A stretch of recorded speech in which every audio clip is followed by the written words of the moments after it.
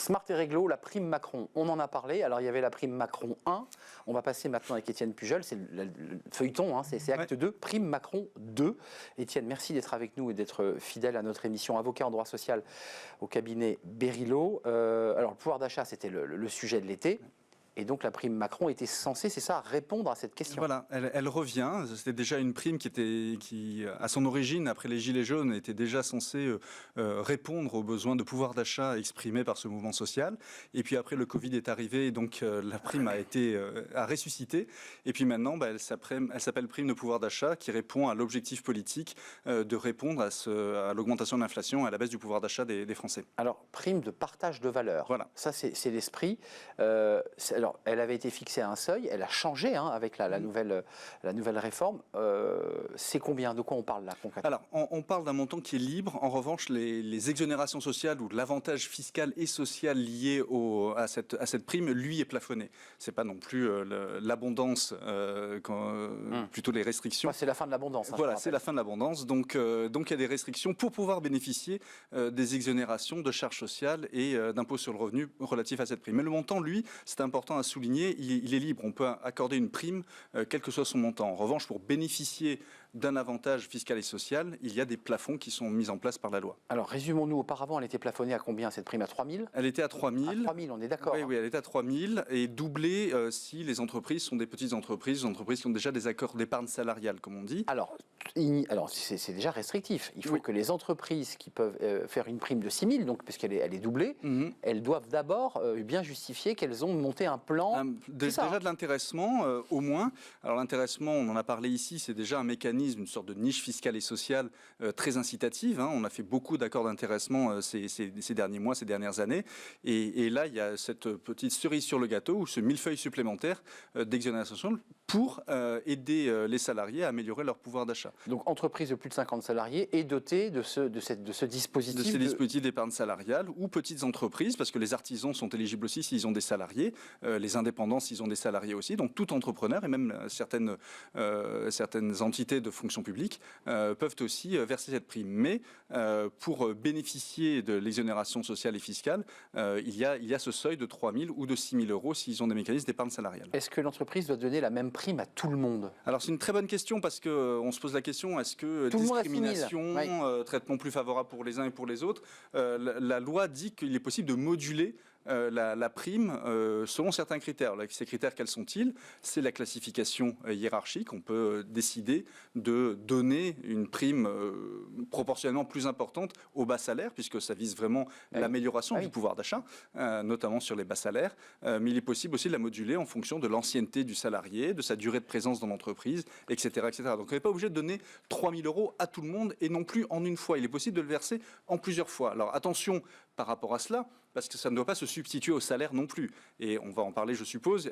On rentre dans les négociations annuelles obligatoires qui vont parler des augmentations salariales en conséquence de l'inflation. Ça ne doit pas se substituer au salaire. C'est bien une prime. Le mot est important. Moi, j'avais le sentiment que c'était capé, qu'à un certain niveau de salaire, on ne pouvait pas en bénéficier. En fait, non, tout le monde peut en bénéficier. Du plus haut salaire au plus bas salaire. Exactement. Je parle bien de salaire, exactement. De salariés. Mais pour les plus hauts salaires, la prime sera traitée comme du salaire. En tout donc cas, la chargée. Exactement, donc chargée, c'est tout à fait ça. Mais pour la partie qui excède le seuil d'exonération de 3 000 ou de 6 000 euros en fonction de la situation de l'employeur. Avant de vous demander de comment la mettre en place, moi j'avais regardé les résultats de la première prime Macron, qui était donc, elle plafonnée à 3 000. En fait, en moyenne, je crois que ça avait été 580 euros de prime distribuée. Ça n'avait pas été non plus une réussite totale, cette prime? Non, alors ça a été en un sens une réussite, parce que beaucoup d'entreprises en avaient mis en place, et c'est vrai que ça a fait l'objet de beaucoup de négociations salariales, mais toutes les entreprises n'ont pas la possibilité de donner 3 000 euros à tous les salariés. La trésorerie, Il faut avoir le cash pour ça, exactement. Et on sait que depuis le début de l'année, la trésorerie commence à être vraiment très en tension dans les entreprises. Le crédit se fait plus rare, etc., etc. Donc, effectivement, toutes les entreprises ne vont pas donner 3 000 ou 6 000 euros à l'ensemble de leur masse salariale. D'accord, donc de nouveau, ça va être modulé. C'est un plafond. Et au-delà de ce plafond, on est d'accord, il est chargé. C'est du salaire, exactement. C'est une vraie prime de salaire. Voilà. Et du coup, c'est pour ça que ça doit aussi s'agrémenter des négociations relatives aux augmentations annuelles. C'est ma question d'ailleurs. Comment on la met en place, cette prime alors? Voilà. Alors, on la met en place soit par accord d'entreprise, ce qui évidemment est préférable parce que du coup, ça veut dire que ça fait l'objet d'une négociation avec les partenaires sociaux. Vous savez, Arnaud, comment je suis attaché au dialogue social dans l'entreprise. Donc, on va négocier ça en même temps et peut-être parallèlement que nous allons négocier la négociation annuelle obligatoire, renégocier le cas échéant l'accord d'intéressement. Oui, on traite tous les sujets autour de ces questions de salaire. C'est bien de tout mettre à plat, en toute transparence. En plus, maintenant, avec la base de données économique et sociale, on a tous les paramètres financiers. Donc, les interlocuteurs sont au courant de la situation de l'entreprise et donc savent que ça ne sert à rien de demander ou d'exiger 3 000 € et de menacer de faire grève pour donner 3 000 € à tout le monde, alors que l'entreprise n'aura pas les moyens de payer cette prime. Très court, mais on risque de vous faire répéter quels sont concrètement les avantages sociaux et fiscaux, là, qu'on comprenne bien. Oui, c'est très important. En fait, jusqu'à cette limite de 3 000 €, la somme qui est versée aux bénéficiaires est exonérée de charges sociales. Ça veut dire que c'est du net dans la poche. Après, sous certaines conditions, la somme peut également être exonérée de CSG et CRDS et d'impôt sur le revenu pour les salariés. Et cette condition, quelle est-elle?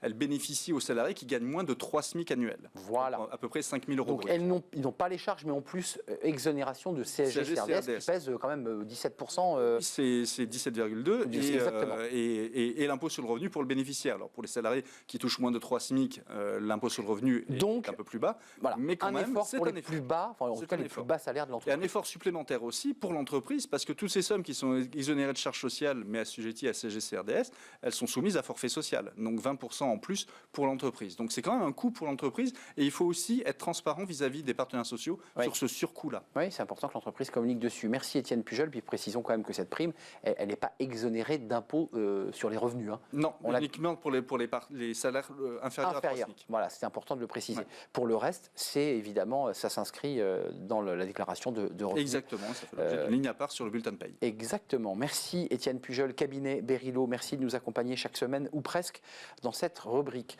On fait une courte pause. On va accueillir dans quelques instants dans le cercle RH eh bien, la secrétaire d'État auprès du ministre des Armées, mais aussi du ministre de l'Éducation nationale, Sarah El Haïry. On va évidemment faire le point avec elle sur ce service national universel, ce service civique. Ça ressemble un peu à un maquis. On va essayer d'y voir plus clair, évidemment. Et puis, on l'entendra nous parler de son engagement en direction de la jeunesse. Elle est notre invitée juste après la pause.